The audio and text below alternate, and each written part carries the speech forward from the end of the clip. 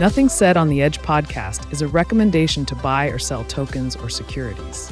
This content is for educational and entertainment purposes only. Nothing shared here is financial advice.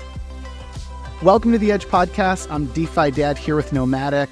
This is our first episode of Yield Talks on the Edge podcast for 2026. So joining us is Chris Bradbury, co-founder and CEO of Summer.fi, along with Jordan Jackson, who is the product lead. Guys, welcome. How are you doing? Hey, thanks for having us again. Doing really well. Yeah, likewise, doing very well. Thanks for having us. I think anybody that listens to our show has heard of Summer.fi, obviously, but I think it would be helpful just for, if there's anybody new listening to this as well, just give us the elevator pitch. Maybe start there, high level. Yeah, sure thing. So, the elevator pitch really for the latest Summer protocol is it's the easiest access to the highest quality yields in DeFi. So we try and automate all of your the manual work that you would normally do, searching for yields, moving capital into yields, rebalancing whenever those yields change. It's all automated. So it's a set and forget yield strategy, chasing the highest quality yields. We don't want to be taking too much risk or anything like that. We're focusing on quality tier 1 protocols first. If you're looking for a safe, secure return on your capital, primarily stable coins, USDC, USDT or ETH, then we automate all of that for you, saving you time, a lot of time in most cases, and trying to get you the best yields as we just automatically move your capital into the highest yielding protocols ultimately. Yeah, one thing I would add there, especially given the audience and the fact that I'm a very happy subscriber myself to Yields of the Week, I would say, just to ground it very much, it's basically Yields of the Week automated for you. So, Yields of the Week, every week you're getting the best yields in DeFi, in your inbox. And that's really great to look up, what's happening, what's going on in the market, and maybe it's something that you should propose be added to the Lazy Summer protocol, because anybody can propose that any yield source be added, which is another great feature. But you'll never have to do it yourself. You'll never have to deposit and withdraw yourself. It's basically Yields of the Week done for you for anybody who's listening to this that subscribes. That's funny, because I was going to basically comment that this is why it resonates with me too. In that column that you referenced, this is what we're looking to source is lasting yield, stuff that you don't have to look at maybe every week, every 2 weeks. But the funny thing is, it's stuff like this is going to put us out of our job. If you keep this up, nobody's going to need that article, essentially, I think is what we're getting at. But I don't want to bury the lead here. I want to get into all the yields and how the vaults work, but we talked about this big news that's coming this week. Let's just dive right into that. The Summer token is imminent. What should listeners know, users know about, why is this token different? Why is there extra utility? Why should they care, essentially? Accountable is the new standard for real-time financial verification. In crypto, financial health still runs on screenshots, lagging audits, and blind trust. But Accountable changes that. Powered by the Data Verification Network, it proves assets and liabilities privately across wallets, exchanges, custodians, and banks. Accountable already secures over $2 billion in verified assets across 115 chains and over 90 data sources. To learn more, go to accountable.capital. Grow wealth exponentially. With Toros leveraged tokens, when the market moves in your favor, your gains become parabolic. They're built to ride trends, auto-compounding profits. With Toros, it's simple. Pick a vault, deposit, and your exposure is multiplied, maintained, and protected automatically against liquidations. Toros reduces risk and keeps you in the market, ready for the rebound.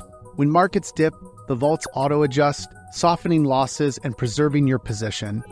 Just pick a token to multiply your returns. Toros Finance, exponential gains with leveraged tokens. To learn more, go to toros.finance.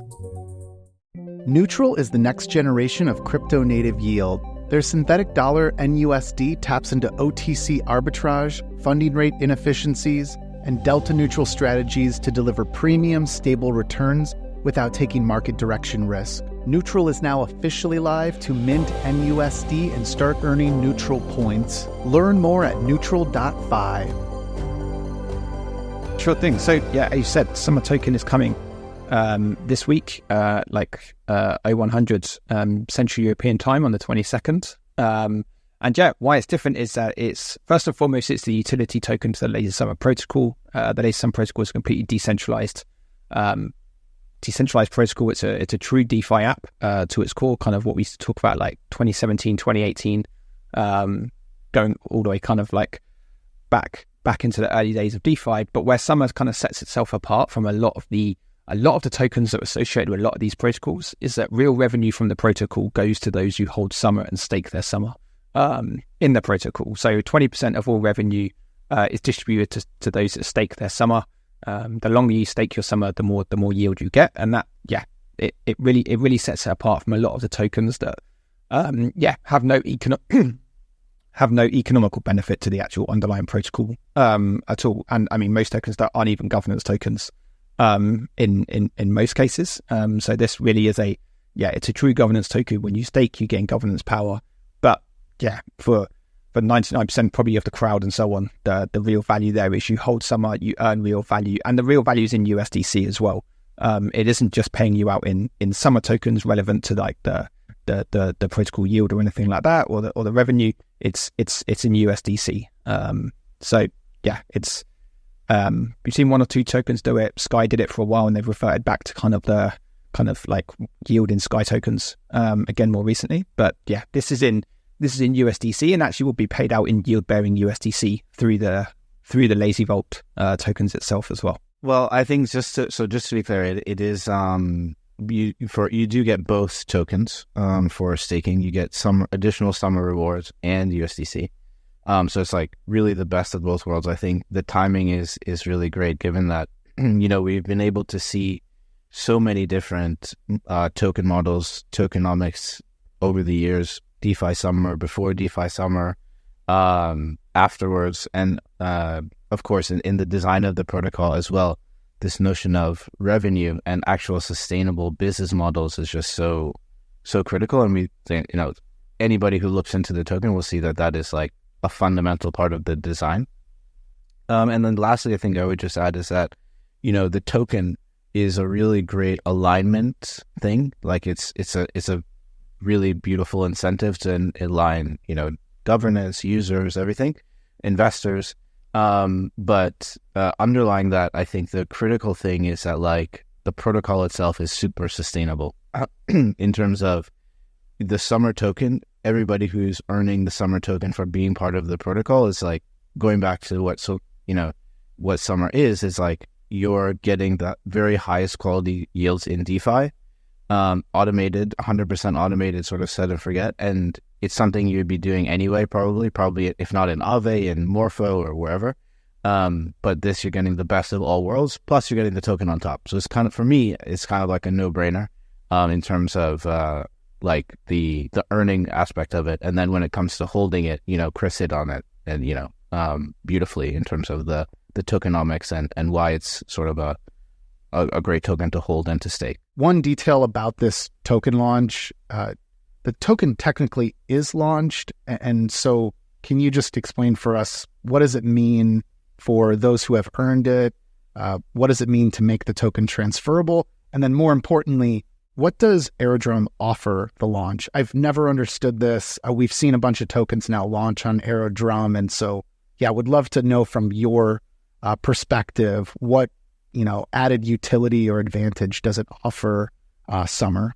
Yeah, so I'll take the first one, and then maybe Jordan could jump in on the Aerodrome side. But yeah, from a technical point of view, the token has been live almost 1 year. It's about 51 weeks ago we launched the token, so almost on the year anniversary when it's going to start trading. But yeah, the token was launched as a non-transferable token. So yeah, it launched last January, just prior to the protocol launching as well. Again, we touched on the protocol as a fully decentralized protocol. So the protocol needed a governance token in order to operate. And actually what we did, we looked at Morpho's model where obviously they launched when Morpho's kind of the main protocol, Morpho Blue at the time, launched. They obviously had the Morpho token launch as well, and that was also a non-transferable token. So you could earn the token. And I think when we look back at multiple DeFi projects and the communities that form around some of these projects, like one of the biggest issues like you often see is a new protocol launches. That protocol needs to try and find kind of product market fit, needs to find its user base, find out what it's really good at, also what it's not good at. And 9 times out of 10, when the token is launched and it's tradable, the community gets so focused and the project teams get so focused on the price of that token. Oh, we need to pump the price. Oh, we need to fix the price. TVL might only be at 10 million, but we need to fix the price of the token. And everything starts looking at the token. Oh, what can we do with the token? How can we change the tokenomics? How can we make this more valuable because the farming yields aren't high enough now because the token's dropped in price and so on. And we want to kind of flip and reverse that. It's very similar to what Morpho did with Morpho Blue and kind of say, look, the token isn't tradable at the very start. So all focus is on the products, which is the latest SUMR protocol, which is on the yield-bearing vaults and so on. So you cannot be distracted away from the protocol. And ultimately, as a community, we should enable the trading of the token when the product we believe has found product market fit. And it's actually going to kind of launch into a trading kind of venue, basically, when the product is ready. Instead of having the token launch into trading the day the protocol launches, like wait for the product to actually be real. As we've seen with so many kind of product launches since like 2005, 2006, especially like kind of almost since the internet as well, where you get a lot of like kind of products start off free, they find their footing, they get their early users, they get their power users, they start to build that traction. And once they start to get organic growth, then you start to add your paid features, then you start to add your revenue streams and so on. And it's kind of the same in this way round as well. Like, can you build a good product that everybody wants to use, and then how do you monetize it best in a way? And I think that's what we were trying to do here as well. So the token is live, unlike the Morpho token, where they then issued a new token that was the tradable token, and everyone needed to claim the kind of airdrop or swap old Morpho for new Morpho and so on. We designed this in from the very start. So there is just a flag in the token contract called kind of transfers enabled. It's just a one-way flag. So once that goes from false to true, then trading can start. And the vote to enable transferability has already passed and is on the governance dashboard at the moment, pending execution. But there's a line in the governance vote which effectively blocks it from being executed until 23:58 UTC on the 21st of January. So on kind of Wednesday night if you're in Europe. Wednesday night if you're in the US as well. But so at 23:58, just prior to the Aerodrome kind of new epoch, which is at midnight UTC, that vote can be executed and the token becomes fully tradable. And I'll hand over to Jordan to talk about the Aerodrome stuff, because like you said, there has been a number of tokens launched through it, and it's a pretty awesome design that they have. Yeah, so with respect to the Aerodrome launch, it's name of the game with any token launch is really liquidity, right? You want to have the ability to buy and to sell, and for the market to be, kind of as efficient as possible in that regard. Now, where Aerodrome is really interesting, and the Aerodrome Ignition launch is very interesting, is the fact that it is sort of a sort of fair launch, so to speak, and it's 100% on chain, which is beautiful given the background of SUMR, one of DeFi's first front ends, Maker's original front end, a really DeFi OG team, so to speak. And the difference here, or with the Aerodrome Ignition, launch specifically, is that basically Aerodrome voters direct Aero incentives to these different, to the SUMR specifically pool, and they vote on it. That pool goes live, and then as a result, the liquidity in that pool gets Aero rewards, as well as has a bunch of the SUMR supply directed to that pool. So it's a fair launch. The key to it is a deep liquidity from day one. It's deep 100% on chain, as well as I believe there's a Coinbase aspect to it, where the SUMR token will be basically listed on Coinbase from day one as well. So that incredible sort of distribution flywheel in addition to the deep liquidity. And we'll have also price discovery on I guess Wednesday and Thursday evening, or Thursday in the day. So yeah. So it's funny because I'm essentially, I can't get on exchanges where I live, like centralized exchanges. So having DEX liquidity is what I've preferred for like many years now. like Binance isn't available here, Bybit isn't available here. I could go on and on. So anyways, just love the, on-chain first approach. But I want to get into some of the yields on Summer.fi. So I'll just kind of walk through a few things that I've noticed kind of using it and playing with it. You guys are very focused on stable coins. You can tell there's great offerings for USDC, USDT yields on the platform. You've just recently crossed again 100 million TVL in Lazy Summer. So way to go there. It looks like you were, I think, just around 200 million back in October when, all hell broke loose with our industry with that 10/10 flash crash. So you're working your way back there. Something that I noticed kind of like going through the site is you aim to deliver these above benchmark returns. And this was just like a personal curiosity. Where do you guys pull these benchmarks from? And like, what are you kind of trying to beat with these yields, or what are you trying to achieve? So maybe Chris can jump in terms of where the benchmarks are pulled in specifically from. I believe it's DeFi Yama, like they have a median sort of USDC or US stablecoin rate as well as ETH and such. One I like to, well, that's where I specifically found my personal sort of where I'm always thinking about benchmarks is really sort of the AAV3, the stablecoin rate to deposit, as well as the sort of Lido staking rate. And that's really, because that's really, of course, not risk-free, but that is kind of the risk-free rate of DeFi for stablecoins and for ETH, if you will. Obviously, the specific risk-free rate is something totally different. Now, when it comes to the notion of above benchmark, I think something that's really critical to think about, and it's so clear to the design of the protocol, is the fact that when market conditions are great, you'll see, if you look at the trend, the yields are significantly above the benchmark. And so you're getting exposure to things that are a little bit more on the risk curve when the market calls for that, when you can actually, take those more risks in the, to seek out those greater yields. Now, when you mentioned October 10th, obviously within the market, things started to get a lot more stressed. So it didn't make sense from a risk-reward perspective to actually go out on the risk curve. And that's where the Lazy Summer protocol is great. So you're going to get the blue chip yields in times of stress automatically without you having to do anything. And then when, certain leading indicators say, hey, the market is a little bit less stressed, it's, conditions are much more favorable, then capital will be deployed in these venues that are a lot more sort of risk-seeking, yield-seeking, so to speak. And you can see that in the UI. If you look at the yield sources, there are a lot of yield sources there, and you'll see that, hey, right now, maybe, the capital is not being deployed in some of the more risk-on yield sources, and there's a very good reason for that.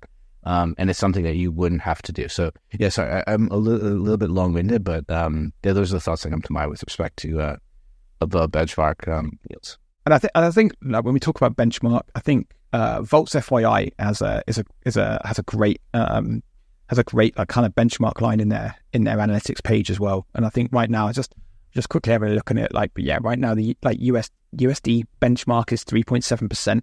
On there, the ETH benchmark is 2%. So yeah, this is where kind of when internally as well, when we talk about kind of where do we always want to be above? And I think all of our vaults are above those benchmarks and stuff right now. I mean, one of the interesting things I think for the vaults, and we had it in the early kind of moments of the protocol where I think there was some misunderstanding a little bit of what it was, but in the Discord and so on, people were like, hey, I can get 11% right now on this specific Euler market. Why is Summer only at 10.2%?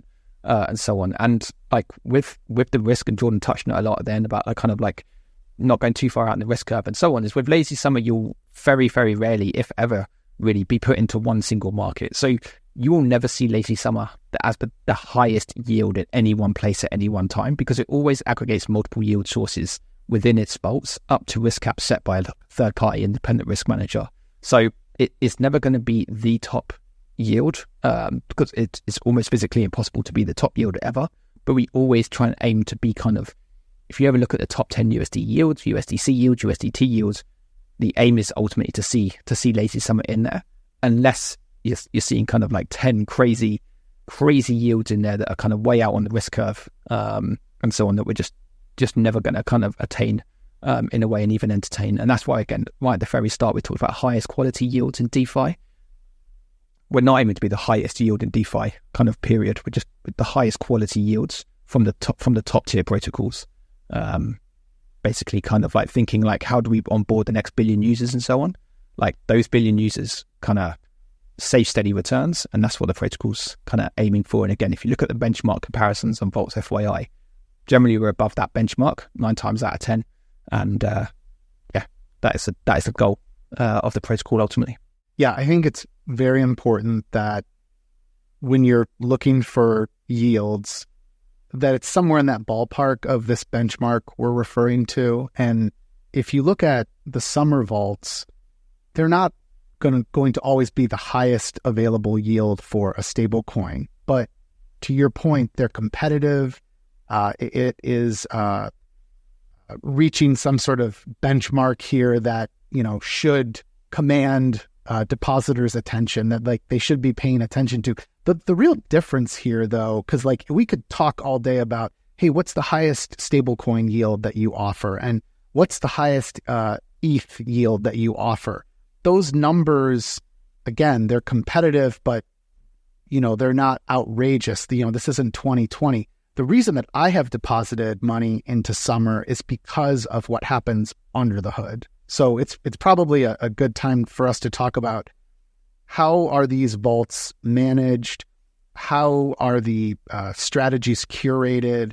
What sort of protocol is there to ensure that if something goes wrong, that those deposits for those strategies are withdrawn from those protocols? And I mean, to call out too, you are sticking with blue chip networks. Those networks are mainly Ethereum, mainnet, and L2s, and then a few other EVM chains. We've got, actually, you just launched some Hype EVM vaults, so that's really interesting. So anyways, talk to us about what happens under the hood, because again, that has been for me the criteria that has driven me to ultimately deposit. I've tried to remove myself from playing the game of, where can I get 20% stablecoin yield rates? I'm happy with, 5 to 10% if I know that my deposits are being managed in a way that I'm going to be able to reliably withdraw them when I'm ready. The Mantle Global Hackathon is a 3-month competition inviting developers and founders to design and deploy scalable Web3 and RWA products on Mantle's modular Ethereum L2, built for high performance, low fees, and full EVM compatibility. With $150,000 in prizes and a $30,000 grand prize, now is the time to build. Register by December 31st, 2025. Submissions are due by January 15th, 2026. To learn more, go to mantle.to/hackathon/U4U, and don't forget to follow Mantle_official on X. Katana is an opinionated blockchain. Its opinion is that for DeFi adoption, there are 2 key things we need: deep liquidity and high yield. To learn more, go to katana.network. Decibel is the new sound of trading, a fully on-chain trading engine supporting spot markets, perps, and yield to trade global markets. Enjoy trustless execution and sub-penny transaction fees. Join the future of trading at decibel.trade and access the Decibel testnet today. Really, the best way to describe the Lazy Summer vaults is there's kind of 3 independent parties, really, when it comes around to like the curation, operation, and kind of protection, really, of all the funds. So those 3 parties just on the top is you've got the DAO, which ultimately curates the different markets, ultimately the first level of decisions around which markets to support. So whether it's a specific Morpho market, whether it's launching on a specific chain, whether it's launching a new token support, so whether it's like launching a USDC vault if we didn't have a USDC vault on that particular chain. So the very first kind of line is the DAO. Now the DAO can only onboard and offboard markets ultimately. Once a market is onboarded, it's then down to the risk curator and the risk manager. So again, one separation between, or like kind of key difference between like say Summer.fi and Morpho and Euler and so on, is that we only have one. We want one risk curator. We're not going after the kind of permissionless curator model where you might end up with 40, 50, 60 different USDC markets on a single chain. We've got one risk manager to have one USDC strategy for a particular risk level, for example. So once the DAO has voted in a number of those strategies, it's up to the risk manager to set the various risk caps there. So they've got a number of controls. They can set the maximum kind of absolute deposit value. So in USDC, it's an easy one to consider because it might be like, hey, maximum 10 million USDC into this vault, regardless of anything else. The maximum you're allowed into here is 10 million USDC. They also have the max vault TVL as a percentage. So if there is 50 million in that vault, and they set 50% as the max TVL, then theoretically that means the vault can have up to 25 million in there. But that then goes above the 10 million absolute cap. So whichever is the lowest of those caps ultimately is the one that kind of is the kind of like the real time cap at any one time, and that's all automated again on chain. It decides which cap it needs to kind of take note of. And then they also set the kind of inflows and outflows from the rebalancer, which takes you into the kind of third individual or third entity party in a way, which is actually run by Summer.fi at the moment, which is the automated keepers. So the automated keepers are the ones that rebalance the funds to active markets, which are obviously selected by the DAO, up to the available risk caps, which are obviously managed by the risk manager. So the risk manager cannot move any funds. They have absolutely no access to any funds whatsoever. The keepers cannot change any risk parameters. They have no control over any risk parameters. And ultimately the DAO kind of can just onboard and offboard markets. So you got these three independent entities all kind of working for the good of the vaults, for the good of the users, focusing on one job and doing that one job as best of their ability they can. It means that the DAO doesn't get governance fatigue trying to like handle like 500 different parameters and update 500 parameters every single week, or take recommendations and have to vote on a vote which maybe has 200 parameter changes every week and so on. It means that DAO has very, very few votes in reality, and very focused on just onboarding and offboarding protocols and maybe setting vault rewards. The risk manager doesn't worry about capital allocation per se. It's not worried about is it earning the best yield? What are the yields right now? Oh, this protocol's updated its API. We need to update the API and so on. That's all on the keepers. And then between those, the keepers, soon as kind of yields move, then the keepers will reallocate capital up to those risk caps. So it works in a really, really nice kind of synchronized, smooth way. And just bringing it back to that final point is, or the previous point that we were just talking about the yields as well, around it will never be near the top. With SUMR, if you expand the kind of APY time horizon in a way, so if you're looking at yields over 30 days, what we'll see is you'll see SUMR climbing up the leaderboard constantly, because where a lot of protocols bounce around on the yields and so on, Summer.fi is always, or the latest SUMR protocols always searching and deploying into the highest capital things. So if you go from 1 day to 7 days, you'll probably see SUMR move up the board. 7 to 30 days go up higher, 30 days to 90 days even higher. Possibly that's at that point it becomes the highest yielding protocol or highest yielding vault on the market. So it's all about kind of like long-term deposits. It's not kind of deposit in, deposit out, but it's under the hood. It's those three entities that operate a really, really smooth, consistent operation. And the other thing is obviously most protocols still offer token rewards. And for your kind of average user with maybe, let's say, like $1,000, $500 or so, you're earning a couple of dollars of rewards quite often every week or every month. And especially if you're on mainnet or even some of the L2s, that time and that cost of claiming the tokens, potentially bridging the tokens, deposit, swapping the tokens, bridging them back into the vault, it costs gas, which isn't huge on L2s, but it does cost time. And everybody's time is worth something. Quite a few people's time is worth quite a lot, and so on. But the latest SUMR protocol handles that for you continuously. So not only is it continuously claiming these rewards through the keepers automatically, it puts them up for auction. They're permissionlessly sold every single time, and it's continuously redeposited back into the vault and the native token. So your rewards are continuously compounding as well. So not only is it making you more by reallocating your capital whenever it can, it's also redeploying the capital from the vault rewards as soon as possible. So you're earning that little bit, tiny bit more every single time. And it's that kind of capital efficiency that's just increased slightly with the automation. And so you're getting even more benefits for even less time put in, basically. But yeah, pretty much under the hood, that is how it all works. And the keepers have an AI element where they kind of like they use AI to try and do a number of things like risk detection, threat detection. If a risk manager, I think you mentioned it before about the risk controls and so on, a risk manager can set a market to 0, which informs the keepers to immediately withdraw all capital from that market immediately. And you reference kind of the late October, November time issues we had of like stream finance and so on. And that was put to great kind of effect, basically, where a number of protocols, as soon as we started to see, or the risk manager started to hear about the rumors of stream finance or the third party of stream finance, it set the cap to 0.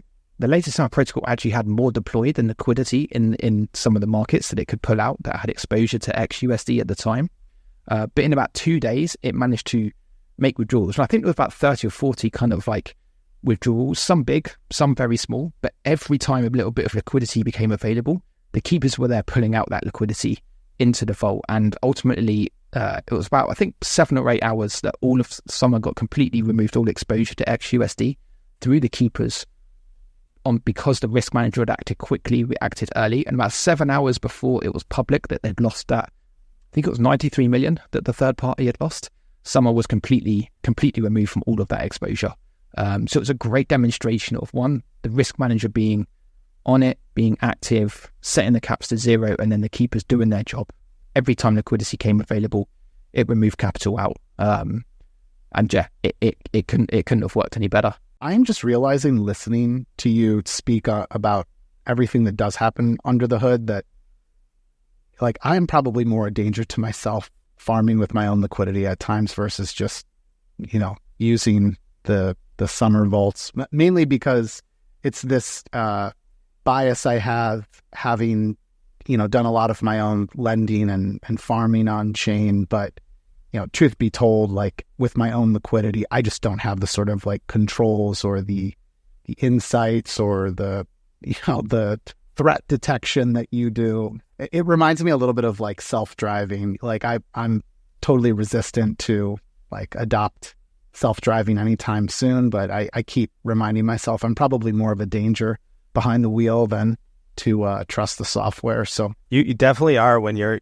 yammering to me all the time while you're driving. So very true, very true. But yeah, I was just listening to that as well. It's funny, like I swear both DeFi Dad and I were having kind of the same epiphanies as Chris was talking, because I did want to ask you about how some of the AI workflow stuff worked, and then just listening to what the keepers kind of do in an automated fashion during an actual crisis is amazing, because it's like, you don't have to be like waking up every hour, checking to see if there's liquidity, pulling it out. You know what I mean? Like these automated workflows are huge. And again, DeFi Dad and I have had our own situations when we're calling each other frantically and we're like, yeah, I think I should get my money out of this. And like, it's like, it can be a manual process that can take lots of time and effort and energy, right? So kind of the joys of managing your own portfolio are kind of nightmares at times. But I wanted to get into just, we spoke a little bit about kind of institutions and kind of adopting some of this stuff before we hopped on here together.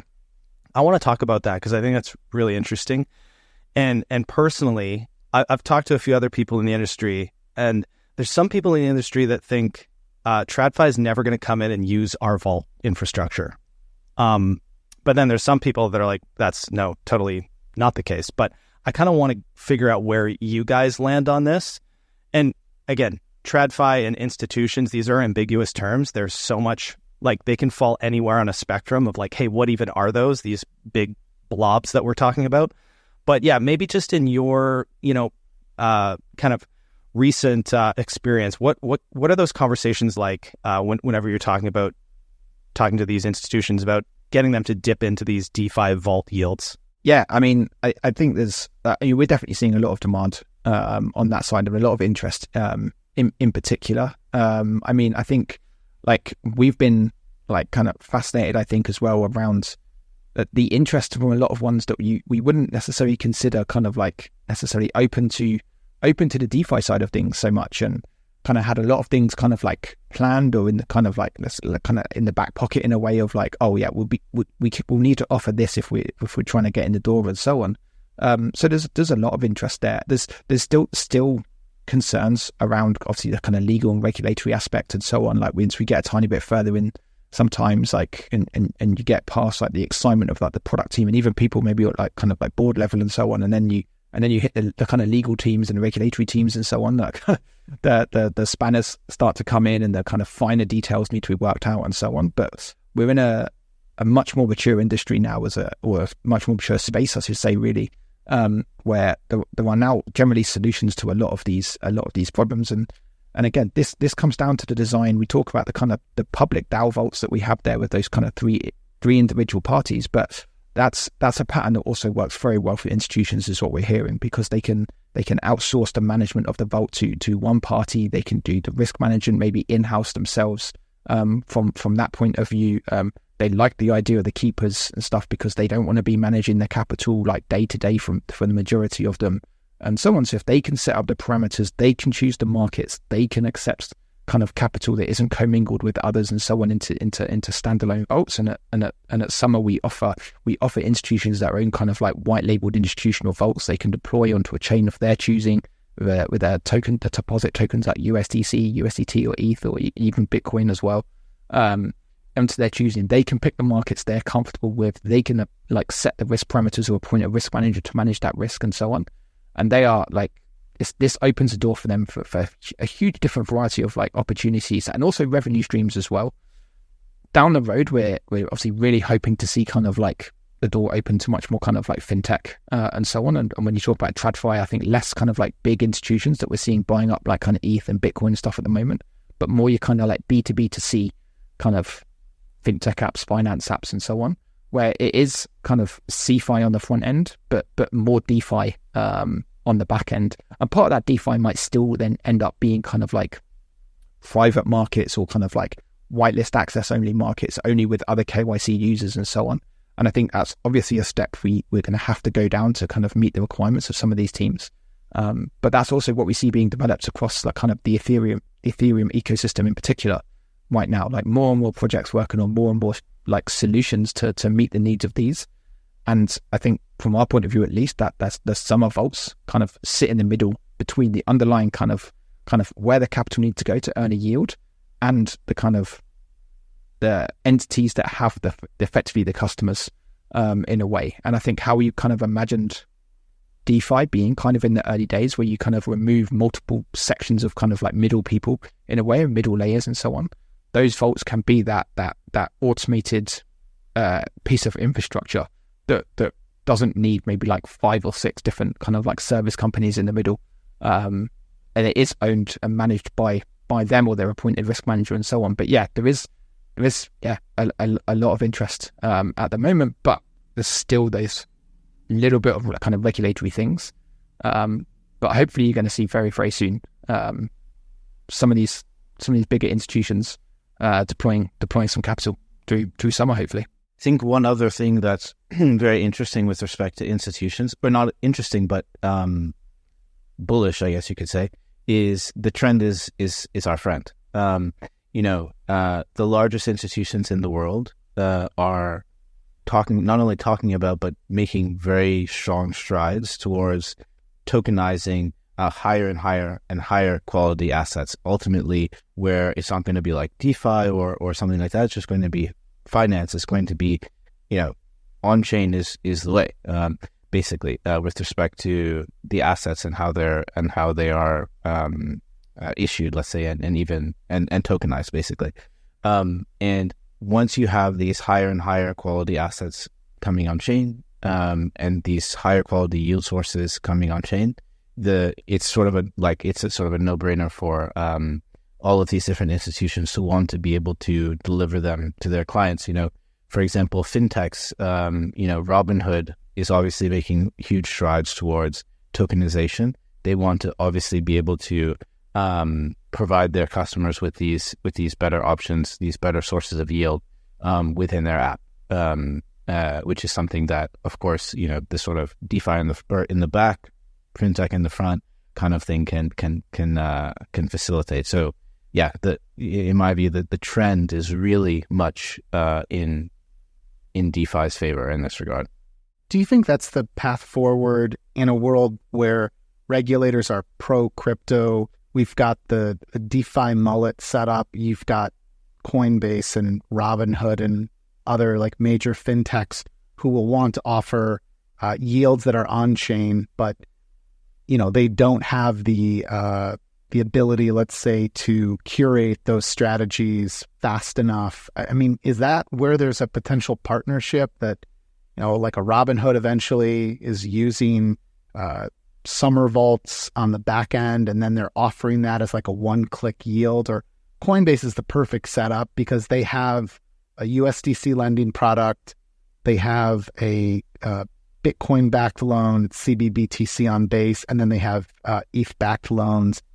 It feels like this would fit neatly into their product suite. Yeah, 100%. And I think when you talk about that kind of like the Robinhood, the Revoluts of the world and so on, like that's exactly where we see the SUMR vaults kind of being. And I think the other thing is like, obviously you look at any kind of like wealth management and so on, and they all connect to ETFs and so on. And I think when you look at a SUMR vault in the kind of like more of the TradFi world, what you're looking at there is effectively almost like a yield ETF. It's almost like a kind of money market ETF, effectively, at that point. And like that is ultimately then the perfect product for those, because it's all very well, like Coinbase obviously is putting it all into Morpho and they're kind of all in on Morpho and so on. But when you look at some of these like other fintech apps and so on, do they want to be picking maybe one protocol or trying to pick a winner, or also putting kind of all of the eggs in one basket in that sense from a single protocol, where we know there are kind of issues at times with some of the even the very best protocols and so on. The joy here is with the SUMR vaults is you get that automated diversification across the markets. And if they ever want to onboard a new market, there's a new protocol that starts coming up. We know sometimes that these companies have huge kind of like technical roadmaps and tech backlogs and so on. With a SUMR vault, they have no technical kind of upkeep at all at that point. If new DeFi protocol 1 launches in 6 months' time, it's not like they go, why don't we support that? Well, that will launch on here in like 6 months' time. They can come to SUMR and say, hey, we'd really like these 3 markets on this new protocol. And within a week, they can be added, for example, and their users can start to get exposure to that protocol. Even if they then potentially want to turn down another protocol and even turn off an older protocol that's maybe kind of had its day, maybe like the team's changed heavily, maybe the ownership structure's changed, they want to get out of it quite quickly. Like it's one pretty much a flag change in their management dashboard. We have our dedicated institutional management dashboards for the institutions that already are running these vaults.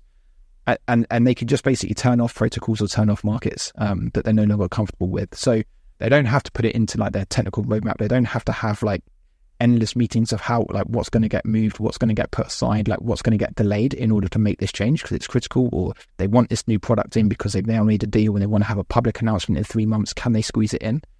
All of that is made super simple. And again, because they're in control, unlike a traditional ETF where they just support that ETF and ultimately then have no control over what's in there, they have full control over what their customers are going to get exposed to, and so on. And you see the likes of like kind of the communities around like kind of the Monzos, the Robinhoods and Revoluts and so on. And yeah, if those communities want something particular, then they can deliver it for them very quickly as well. So there's a lot of power. There's a lot of a little bit like how we talk about users saving time and money, not having to do all that management. These companies can do exactly the same on the technical infrastructure side as well. As a DeFi investor, I turn to Maple for permissionless institutional quality yield in a single liquid asset backed by over-collateralized loans. Maple's Syrup USDC and Syrup USDT are now supported as collateral for enhanced yields on major DeFi liquidity hubs such as Pendle, Fluid, Camino, Jupiter, Morpho, and Aave. To learn more about Maple, go to maple.finance. Hey folks, I want to tell you about our sponsor Gearbox, the protocol that reimagines on-chain lending. With Gearbox, you can access 10x credit across DeFi or lend for passive yields with single asset deposits and no impermanent loss. Users can access leverage to margin trade, stake, farm, and more. To learn more about Gearbox, go to gearbox.fi. Puffer Institutional delivers secure, high-yield Ethereum staking built for institutions with battle-tested security, granular access controls, and the ability to boost APY by securing multiple AVSs. Puffer gives institutions full control and optimized returns. Puffer is also behind the Unify-based rollup, aiming to transform Ethereum's future in a world where all L2s are working together. To learn more, go to institutional.puffer.fi. Guys, we're right near the end here. I just wanted to, ask if there's anything on the horizon for kind of the rest of 2026 that you wanted to share coming for Summer.fi. I know we got the token coming imminently, but what are you kind of looking to next with Summer.fi? One of the big things is this notion of DAO-managed vaults. So as we've spoken about, users can get access to all of these underlying protocols, but there is risk that is very actively managed by block analytica. So in the cases where markets are very under a lot of stress, they're going to be reverted back to blue chip yield sources. When markets are, more accommodative, they're going to go and get these more aggressive yields, let's say. Now, DAO managed vaults are a little bit more out on the risk curve. They're maybe for a little bit more sophisticated DeFi users, or ones that just want to seek higher yield, maybe with a smaller portion of their assets if they want. And what DAO managed vaults allow for is basically a set of vaults or a set of yield sources that have very clear risk parameters, and they will just be allocated, based on a set of parameters that are static.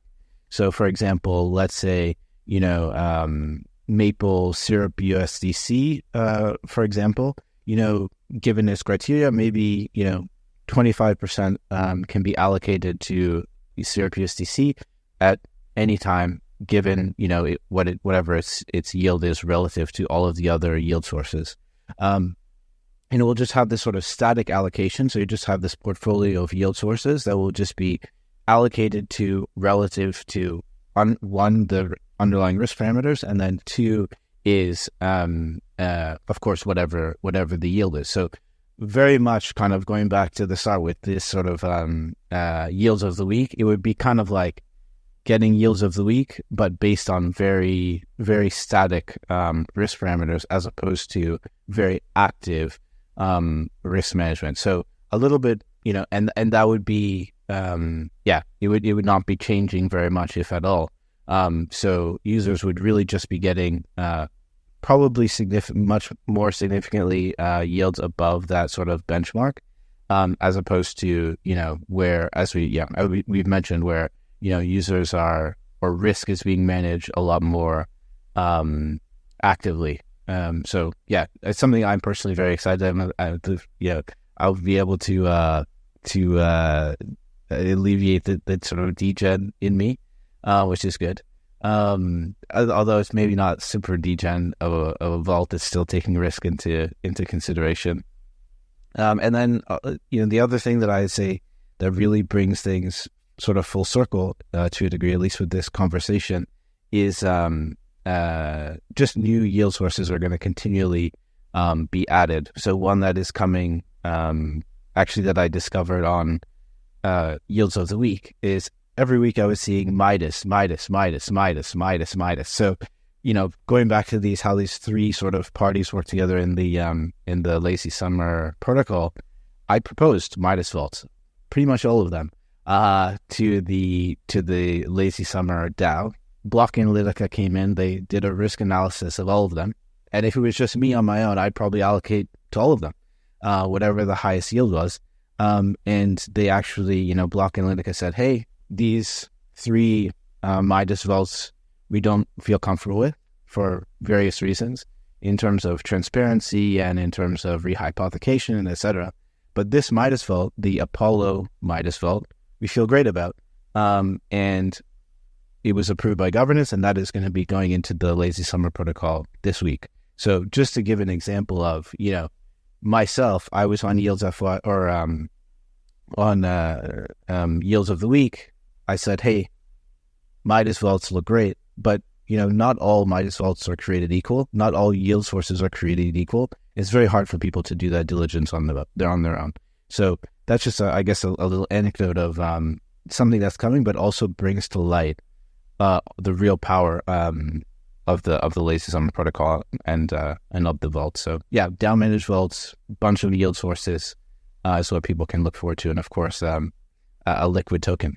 We all want more yield, but if you are going to lose any of those deposits, I mean, that's the surest way to ultimately kill a protocol. So I know that SUMR has really been one of the more conservative protocols, one of the more conservative teams in terms of curating those strategies. And I do think DeFi has been laying the foundation the last few years to get to this place where, traditional finance now wants to get involved because it is making sense. They're seeing all of the advantages and, the improvements to their own business model, what they could do on chain. So yeah, it's a great setup, I think, for your team, really like playing like the long ball game here and trying to do things the right way, based on, I think, all the things we've discussed here. So I think, though, this is a great place for us to start to wrap up. So I first want to remind our listeners they can learn more about SUMR Finance by going to Summer.fi. They should follow Summer Finance _ on Twitter. Follow Chris's personal account. It's Chris B. Ducky. Follow Jordan's account. It's same HUEASYOU. Is that like a acronym or something, or is that like some play on words? It's from a song. It's from a song long time ago. I love it. Anyways, yeah, we'll put that into the show notes so you can easily find all those handles and links. And then, guys, thank you so much for coming on with us. We're, again, paying close attention to the Aerodrome launch.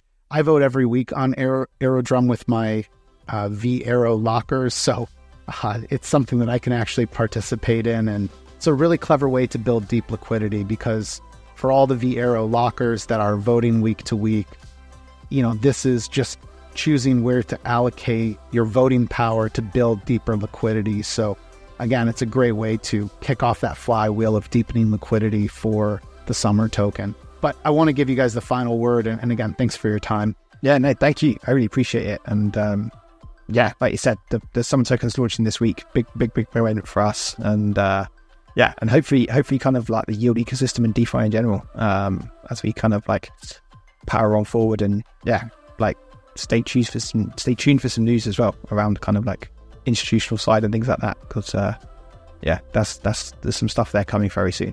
Thanks everyone for tuning in. To stay up to date with future episodes, plus get expert tips, strategies, and exclusive content, subscribe to our free newsletter at the-edge.xyz.